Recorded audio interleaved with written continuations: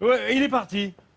Voilà. Eh oui, je suis vois, parti, dès je que ne c'est- suis pas loin, je suis là, je Ah, suis à côté de la mer. Et je voudrais vous parler un instant du patrimoine, figure-toi. Meuret connaît bien le sujet. Il restaure depuis maintenant quelques années une maison du XVe siècle dans les Pyrénées.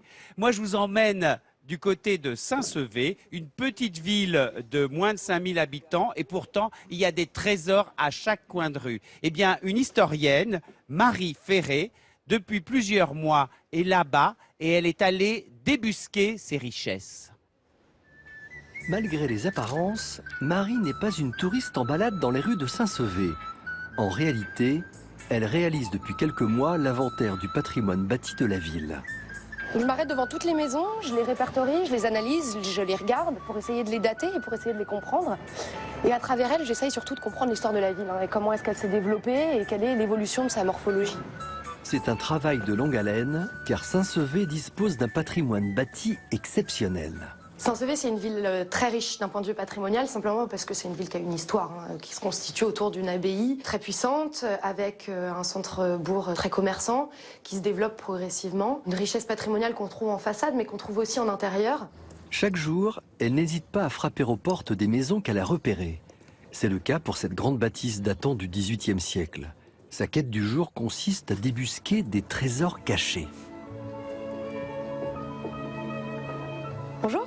Bonjour, entrez. Merci. Voilà, c'est Déjà cette ça, porte ouais. d'entrée. Magnifique. Ouais, c'est magnifique. Et puis alors là, on a une belle porte Qui devait être 17e l'entrée de la maison, qui en devait fait. tout à fait être l'entrée de la maison. C'est l'entrée des chevaux. nous avons- Certainement, ouais. Guidée par la maîtresse des lieux, Marie va de surprise en surprise. Et puis ces traces d'outils, là, c'est assez émouvant de voir le travail de la pierre encore bien visible comme ça.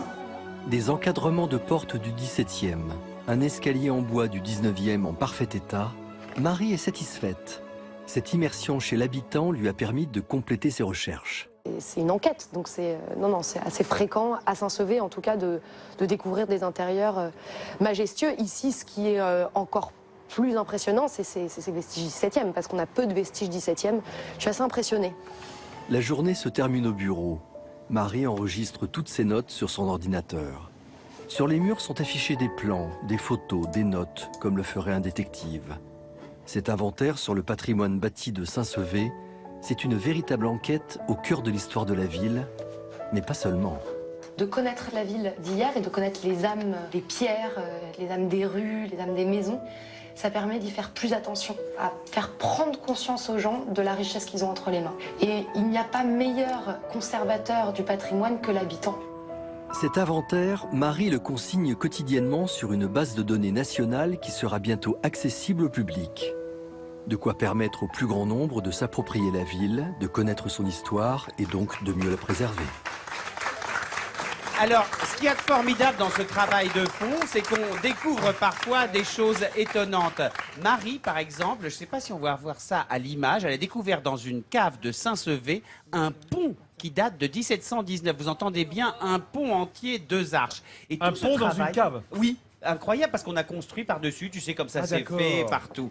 Et ce travail magnifique, eh bien, il va être exposé à Saint-Sevé, ce travail d'inventaire du patrimoine, à partir de mars 2017, une exposition qui va se tenir à l'église des Jacobins. Elena. Et puis, puisqu'on a Meuret avec nous et que Meuret, il a joué au rugby autrefois, il m'a dit, je voudrais l'emmener dans un sanctuaire des Landes incroyable, une jolie petite chapelle à l'Arivier Saint-Savin. En fait, c'est un des 3 sanctuaires sportifs du pays landais. Il y en a un qui est consacré Notre-Dame des cyclistes. Il y a Notre-Dame de la course landaise et ici Notre-Dame du rugby. Regardez à l'intérieur, c'est pas un magasin de sport, ce sont des maillots de rugby qui ont été offerts par des joueurs du monde entier. Et regardez, même les vitraux de cette petite chapelle Tout est consacré. sont consacrés au rugby. La Sainte Vierge avec les joueurs de rugby. Est-ce que c'est pas une des merveilles du patrimoine Mais qu'on c'est peut les découvrir ici? rugbymen qui sont morts ou Ah non, ils ne sont pas morts, c'est D'accord. juste qu'ils ont droit d'avoir un endroit où ils peuvent se rendre, un endroit comme les cultuel. parachutistes à Pau. Exactement. D'accord. Je vois que tu connais. Mais est-ce qu'on est obligé en Angleterre de choisir entre rugby et football? Parce que ici, c'est Moi, plutôt j'ai le joué sud le le rugby rugby. et le nord le football. Je jouais le rugby,